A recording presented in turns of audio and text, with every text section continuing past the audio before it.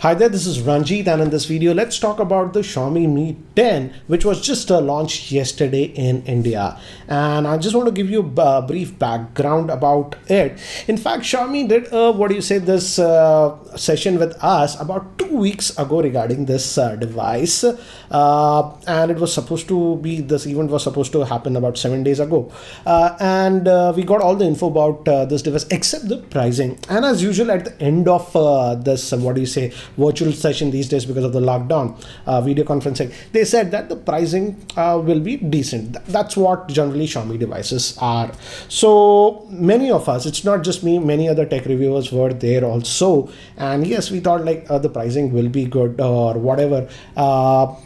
Mentally, many of us actually thought it will be around the 40,000. I personally thought it will be about 40 to 43,000. In fact, if you guys recall, just 2-3 days ago, we did a live broadcast with B-Bomb. It's on B-Bomb's Instagram channel, and we talked about the pricing. And Rupesh from B-Bomb was suggesting a price of about 40,000 for this one. I was saying about 44-ish or something like that. So we thought that the pricing will be very aggressive. And in fact, I had already made a video about this product earlier, because the briefing was done almost 14 days ago. So I had shot the video about 10 days ago, and I was very enthusiastic in that video because I had a certain pricing segment in my head of this product. But yesterday, when this product was finally launched in India, they launched it at here, as you can see, at 49,999 for the 128 gigabyte variant. And once I saw that price, I was like, what the hell is wrong with these guys? Yes, they say import duties, taxes, etc. All that stuff, that is fine.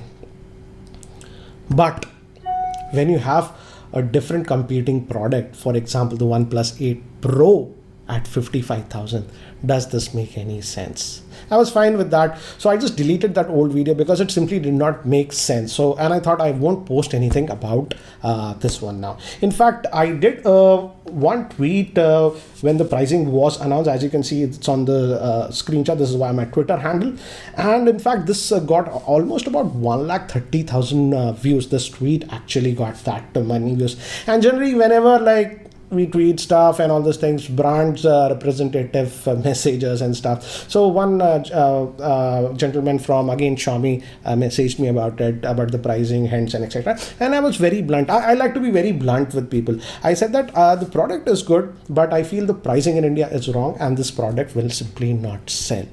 And we had a little bit of chat, and he said that he appreciates my opinion, frank opinion about that, and the topic was closed. Fine, nothing. And I didn't decide to put another video about it, and that was okay. But later, again yesterday, if you see this tweet around almost 7 o'clock, I tweeted about this one, that is of the Poco F2 Pro. And this is the tweet where I said that I was disappointed with the Mi 10's pricing. What happened after this one is that another Xiaomi official actually messaged me and wanted a little bit aggressive in the conversation and wanted an explanation why do I think the pricing was bad, and trying to sort of defend the product.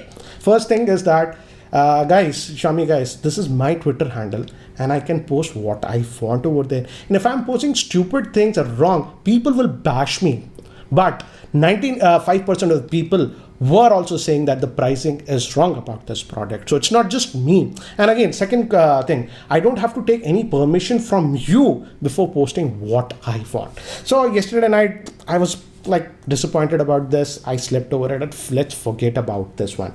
But some of you were still asking about the Mi 10. Why didn't I post a video about the Mi 10? So this morning, I ran this poll for just about 20 minutes, guys. As you can see, the stats got over 1,800 votes, and about almost 70% of you wanted my raw thoughts on the Mi 10. So here are my raw thoughts about what I feel about the Mi 10. Specifically, that was launched at 50,000 in India. First, let's talk about the good things. From a specs point of view, as you can see, here are some of the general specs. The general specs are good. Obviously, it is running on the Snapdragon 865, so it has 5G support. And I like the camera setup. The main camera sensor is that 108 megapixel. And then we also have ultra wide, that's a 13 megapixel. But the other two cameras at the back, it has a quad camera setup. What? Just that 2 megapixel for depth and macro? Instead of that, if you would have given a telephoto zoom lens, it would have made a lot more sense, because you can do that other stuff using those lenses also, and other brands are actually doing it. So just because you wanted to give quad camera, the other two cameras are seriously gimmicky. It should have the telephoto lens. This is the same problem I have even with the OnePlus 8 regular variant. They really give the rear facing camera, and here also I feel everybody's just hyping that 108 megapixel, but the other two cameras, just 2 megapixel, simply does not make sense. It should have got the telephoto lens. I really like the fact that initially in the briefing that happened almost 2 weeks ago, I was also surprised when they announced that this will have 30-watt wireless charging and even reverse 10-watt charging. So that's actually a really nice move, because wireless charging is expensive to implement, and they're going with that really fast 30-watt. Even Samsung flagships do about just 15-watt wireless charging with the special chargers. So that is one thing I like. And also they have that reverse wireless charging. I believe that is 10 watts. So these are actually the good things about this device. But again, when we talk about the screen resolution, still at 50,000, this is just having a full HD plus screen, not a quad HD. And many of the users, if you're spending this much, now they demand a quad HD screen. Though it's 90, I don't care about it, 120, but yeah, it's a full HD screen. And one thing that I like about this one is this new thing they were mentioning, multi-link. I'll have to check how well this works, but this actually combines your Wi-Fi and even your mobile data, both the 2.5, 4 gigahertz, to get you better data connection. So that is something I like what they have implemented through the software. But apart from that, now let's talk about the pricing at 50,000. Xiaomi says that this is because of import duty, taxes, etc. But does that justify for the end user? What does the end user care? He cares about a specific pricing. I would say at 50,000 in India, this is not going to sell a lot of units. Yes, it might sell a couple of thousand units, but nowhere meaningful numbers.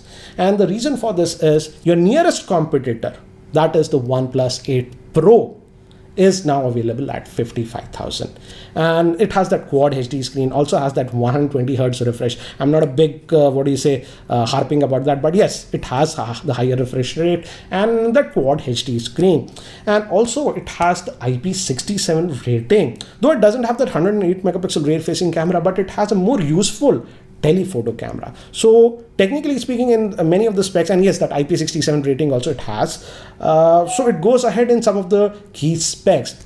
And OnePlus, if you recall, they didn't make the excuse of saying the OnePlus international pricing. If you recall, the base variant was what, $900, and if you add that 18% GST, etc., it was coming to about 78,000 or something like that.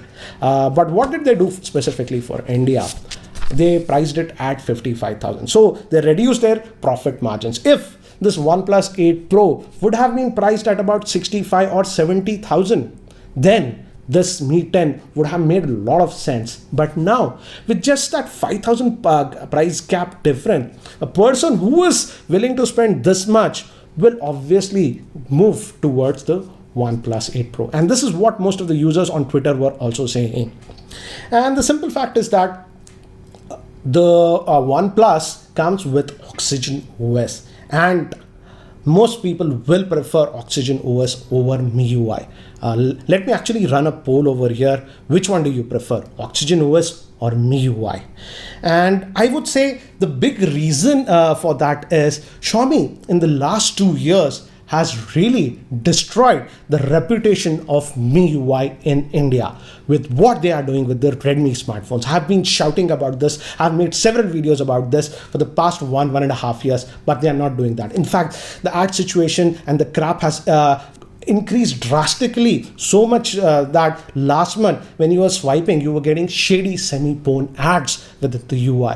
So if you're doing that, what is the reputation you are giving for MIUI? But again, the Xiaomi officials will say that this Mi 10 is their premium product, and it does not have that ad. It does not work like that, my friend. It's the reputation what you have created for MIUI, and that is a big problem that you guys have created it for yourself. So you just can't say, yes, on one version of our phones MIUI we will not keep it very clean, but on other we'll give shady ads and stuff like that. That does not work. The reputation what you have destroyed is of the MIUI in India. And I hope you guys fix that. And somebody who's paying a premium of let's say over 40,000, these things matter a lot to that person. A brand image also. And in fact, because of this MIUI ad situation, your brand image of a Mi product has also gone down quite a bit. That is a simple fact. And a person who's spending over 40,000, 45,000 will definitely keep these things in mind. So I feel this is where you guys are failing, and you guys need to clean the shit what you have done with it. Don't give excuses that the MIUI 12 etc. is clean. We don't know what will happen. And many users of existing Redmi phones are frustrated, and you just can't do that. Okay, in one version of our smartphones, we won't give shitty ads, but we'll give it in one. This is the problem that you guys have created for yourself within the MIUI. And that is a big question. At this price point, a person who's spending more than 40,000, these things like the brand image what a product has, and what is the UI, is he confident about that UI, is very important. And end user does not care about what taxes, what import taxes, etc. He cares about end price, because that is the price that person will be paying. And if you have a very a different product that is very close to that, having better brand image, etc., users will simply opt for that. So I feel people who are going to spend around 50,000 might add that 5,000 and go for the OnePlus 8 Pro. I don't say the OnePlus 8 Pro is a perfect product, but that is a simple fact that is going to happen in India. I won't say that the Mi 10 won't get any sales. They might get a couple of thousand sales, but again, don't expect this Mi 10 to sell in huge numbers. I feel this product is a flop. Xiaomi should have been a little bit more aggressive in terms of pricing, like what other brands are doing. And also, it's high time that you guys start to fix your new MIUI ad situation. Many people on social media are joking it as ad UI. That is what the fact is. And again, let me run one more poll. This is a public poll that I'm going to run. Will you guys be buying this Mi 10 at 50,000? Yes or not? Anyways, guys, that's it for now. Thanks for watching. This is Ranjit, and I hope to see you in my next video.